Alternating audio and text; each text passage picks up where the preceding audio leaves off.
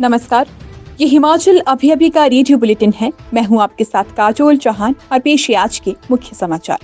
CM Jairam बोले, पिछले 4 वर्षों में 1.54 लाख किसान परिवारों ने अपनाई प्राकृतिक खेती। आरएसएस प्रमुख मोहन भागवत कांगड़ा पहुंचे, आरएसएस पदाधिकारियों और कार्यकर्ताओं से रूबरू होंगे। हाईकोर्ट ने बिजली बोर्ड को समय पर अपील दायर न करने पर लगाई कड़ी फटकार। सोलंग नाला में चक्का जाम, स्नो पॉइंट में जाने से रोकने पर गुस्साए पर्यटन कारोबारी।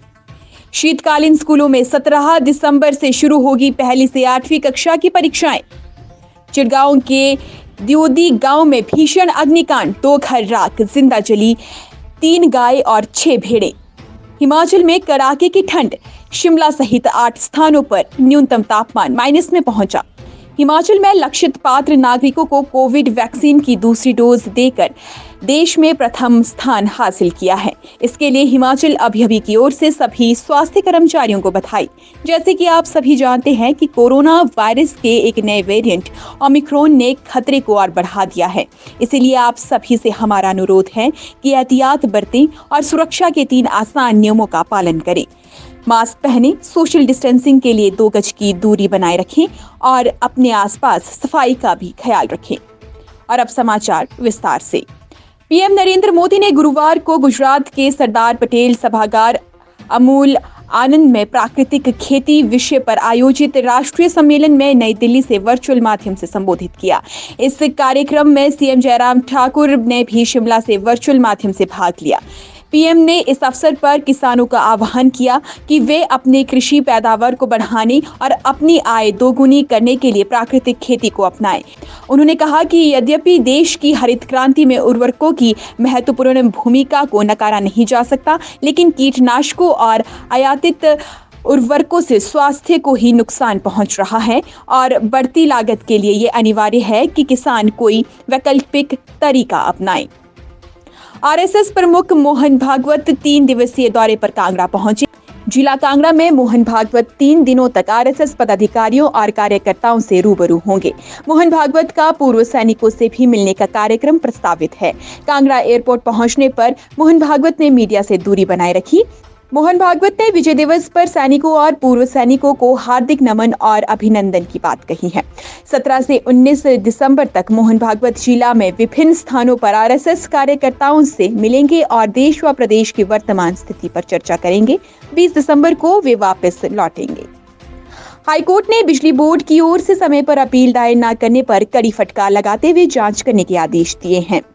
आर्बिट्रेटर द्वारा पारित अवार्ड को समय पर चुनौती न देने के मामले में प्रदेश उच्च न्यायालय ने विद्युत बोर्ड के कार्यकारी निदेशक को विस्तृत जांच करने के आदेश जारी किए हैं। न्यायाधीश तरलोक सिंह चौहान और न्यायाधीश सत्येन वैद्य की खंडपीठ ने विद्युत बोर्ड की अपील को नामंजूर करते हुए ये आदेश पारित किए।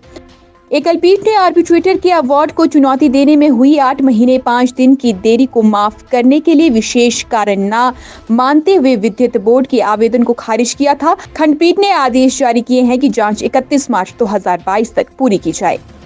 लेह मनाली हाईवे पर सोलंग नाला के समीप गुरुवार को स्थानीय पर्यटन व्यवसायियों ने चक्का जाम किया। इस वजह से मनाली लेह नेशनल हाईवे पर वाहनों की लंबी लाइन लग गई। स्नो पॉइंट जा रहे पर्यटक जाम में ही फंस गए। करीबन 5 किलोमीटर तक वाहनों की कतार लगी रही। स्थानीय लोगों का कहना है कि पुलिस स्थानीय जनता और कारोबारियों को बर्फबारी के चलते आने जाने से रोक रही है, जबकि पर्यटकों की गाड़ियों को आने जाने दिया जा रहा है। जाम की सूचना मिलने के बाद मंत्री व विधायक गोविंद सिंह ठाकुर मौके पर पहुंचे और फिर लोगों से बातचीत करके जाम खुलवाया। अटल टनल के लिए बर्फ का दीदार करने पहुंचे तमाम टूरिज्म जाम में फंसे रहे। शिक्षा मंत्री और स्थानीय प्रशासन के आश्वासन के बाद पर्यटन कारोबार से जुड़े लोगों ने चक्का जाम समाप्त किया। शेष समाचार ब्रेक के बाद। आपके स्वास्थ्य का प्रहरी श्री बालाजी हॉस्पिटल कांगड़ा हिमाचल। हिमाचल प्रदेश के शीतकालीन स्कूलों में शुक्रवार 17 दिसंबर से पहली से 8वीं कक्षा की परीक्षाएं शुरू होगी। तीसरी, चौथी और 8वीं कक्षा की परीक्षाएं स्कूल शिक्षा बोर्ड लेगा। अन्य कक्षाओं की परीक्षाएं स्कूल प्रबंधन अपने स्तर पर करवाएगा। तीसरी, चौथी और 8वीं कक्षा में करीब 84,000 परीक्षार्थी परीक्षा देंगे। शिक्षा बोर्ड ने शीतकालीन परीक्षा वाले स्कूलों में प्रश्न पत्र भेज दिए हैं। शीतकालीन स्कूलों में 17 दिसंबर से 8वीं कक्षा की परीक्षाएं शुरू हो रही हैं। इस दिन अंग्रेजी विषय की परीक्षा होगी। तीसरी और 5वीं कक्षा की परीक्षा 18 दिसंबर से शुरू होगी। रोहडू उपमंडल के चिड़गांव के दियोदी गांव में बुधवार देर रात भीषण अग्निकांड में 2 घर जलकर राख हो गए, जिसके चलते कई परिवार बेघर हो गए हैं। अग्निकांड में पशुधन को भी काफी नुकसान पहुंचा है।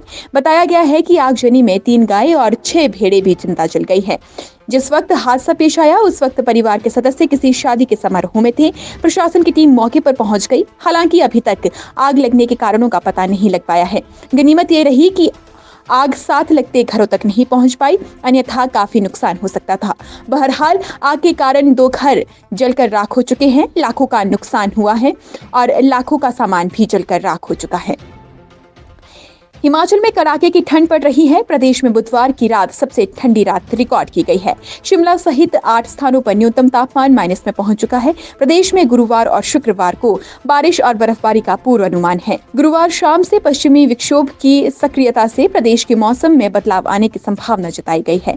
18 दिसंबर से मौसम साफ रहने की संभावना है। प्रदेश के ऊंचाई वाले क्षेत्रों में ठंड का प्रकोप लगातार बढ़ता जा रहा है। उच्च पर्वतीय क्षेत्र में नदियां और झीलें जम चुकी हैं। मैदानी क्षेत्र में कोहरे ने लोगों की मुश्किलें बढ़ा दी हैं। सुबह 11 बजे तक कोहरा पड़ रहा है। लाहौल स्पीति में पीने के पानी की योजनाएं भी प्रभावित चल रही हैं। अभी के लिए बस इतना ही। इजाजत दीजिए, कल मुलाकात होगी। नमस्कार।